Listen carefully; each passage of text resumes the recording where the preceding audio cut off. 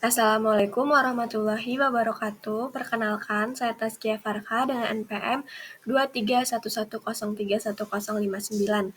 Pada kesempatan kali ini, saya akan mempresentasikan salah satu materi mata kuliah AKL, yaitu transfer antar perusahaan untuk aset tidak lancar. Oke, yang pertama kita akan membahas transfer jasa antar perusahaan. Jenis jasa antar perusahaan dapat bermacam-macam, seperti jasa konsultasi, jasa rekayasa, jasa pemasaran, dan jasa pemeliharaan. Nah, sebagai contoh, induk perusahaan menjual jasa konsultasi ke perusahaan anak sebesar 50 juta rupiah. Induk perusahaan akan mengakui pendapatan konsultasi sebesar 50 juta rupiah dalam pembukuannya, dan anak perusahaan akan mengakui beban konsultasi sebesar 50 juta rupiah. Kemudian yang selanjutnya ada transfer aset berupa tanah. Transfer tanah yang lebih tinggi atau lebih rendah dari nilai bukunya memerlukan perlakuan khusus dalam proses konsolidasi. Kerugian atau keuntungan yang diperoleh harus dieliminasi. Sebagai contoh, asumsikan bahwa PT Induk mengakuisisi tanah senilai 20 juta rupiah pada tanggal 1 Januari 2000X1 dan menjual ke anak perusahaannya pada tanggal 1 Juli 2000X1 sebesar 35 juta rupiah. Nah, jadi jurnalnya kas di debit sebesar 35 juta rupiah, kemudian di kreditnya tanah sebesar 20 juta rupiah, dan keuntungan penjualan tanah di kredit sebesar 15 juta rupiah sebagai keuntungan dari penjualan tanah. Kemudian, penjualan yang terjadi dari induk perusahaan ke anak perusahaan disebut penjualan downstream. Setiap keuntungan atau kerugian dari transfer tersebut menjadi hak pemegang saham induk perusahaan. Sedangkan penjualan dari anak perusahaan ke induk perusahaan itu disebut upstream, yaitu setiap keuntungan atau kerugiannya menjadi hak pemegang saham anak perusahaan. Materi selanjutnya itu adalah transfer antar perusahaan berupa aset disusutkan. Laba perusahaan belum terrealisasi dari aset disusutkan atau diamortisasi dianggap akan terrealisasi secara bertahap selama sisa umur ekonomis aset tersebut, bersamaan dengan penggunaannya oleh afiliasi pembeli dalam menghasilkan pendapatan dari pihak non-afiliasi. Nah, selanjutnya ini ada contoh untuk penjualan downstream. Jadi, PT Induk menjual peralatan ke PT Anak seharga 7 juta rupiah pada tanggal 31 Desember 2000X1. Biaya perolehan peralatan PT Induk sebesar 9 juta rupiah pada saat dibeli tanggal 31 Desember 2000X8. 3 tahun sebelum 31 Desember 2000X1 telah disusutkan menggunakan metode garis lurus dengan umur 10 tahun tanpa nilai sisa. Nah, kemudian untuk jawabannya, seperti yang tertera di layar, pertama kita cari dulu nilai buku per 31 Desember 2000X1. Caranya, biaya perolehan awal PT Induk sebesar 9 juta, kita kurangi dengan akumulasi penyusutan per 31 Desember 2000X1. Cara menghitung penyusutan tahunannya, 9 juta dibagi dengan umur manfaatnya yaitu 10 tahun, kemudian kita kalikan dengan jumlah tahunnya, yaitu ada 3 tahun. Jadi 900.000 dikali 3 tahun, hasilnya 2.700.000. Nah, 9 juta dikurangi 2.700.000, itu hasilnya 6.300.000 sebagai nilai buku per 31 Desember 2001.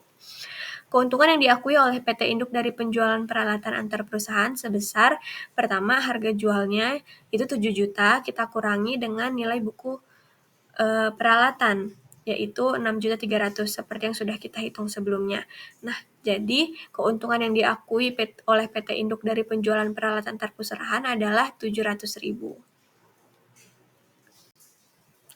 Kemudian selanjutnya kita buat ayat jurnalnya. Nah, untuk mencatat pembelian peralatan, kita taruh peralatan di debit sebesar 7 juta dan kas di kredit sebesar 7 juta. Ini menandakan kas kita hilang sebanyak 7 juta dan kita mendapatkan peralatan sebanyak 7 juta karena kita membeli peralatan.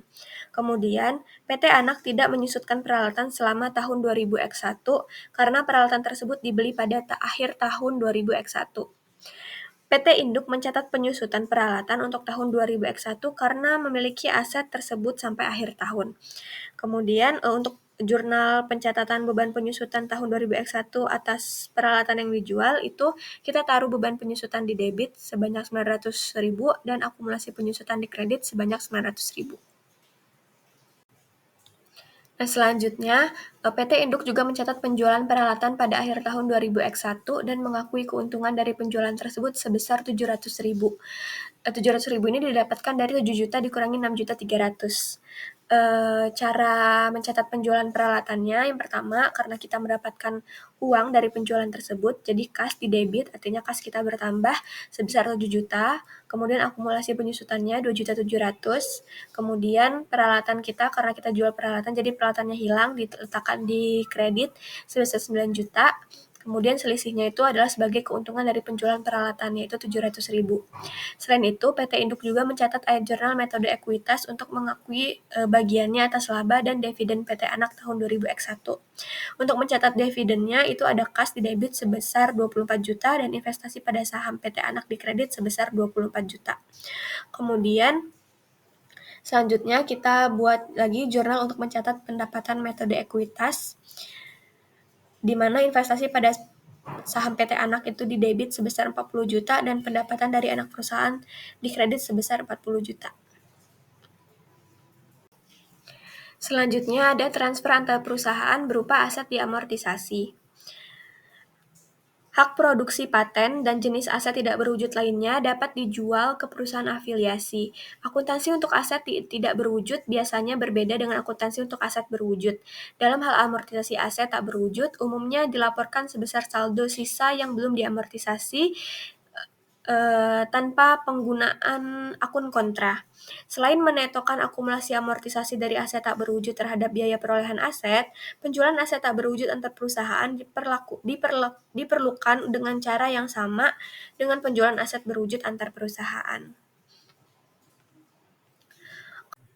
Kesimpulan dari materi yang saya sampaikan pada kesempatan kali ini yaitu terdapat macam-macam transfer antar perusahaan, yaitu ada aset tidak lancar, termasuk jasa, tanah, aset yang disusutkan, dan aset yang tak berwujud. Dalam transaksi ini, perlakuan akuntansi khusus diperlukan untuk memastikan eliminasi keuntungan atau kerugian yang belum terrealisasi dalam laporan keuangan konsolidasi. Penjualan antara perusahaan dalam satu grup dapat bersifat downstream, yaitu dari induk ke anak, atau upstream, dari anak ke induk, dengan implikasi akuntansi yang berbeda. Selain itu, laba dari aset yang disusutkan atau diamortisasi juga harus diakui bertahap sesuai dengan umur ekonomisnya. Sekian materi yang dapat saya sampaikan. Saya mohon maaf apabila ada kesalahan. Saya akhiri. Wassalamualaikum warahmatullahi wabarakatuh.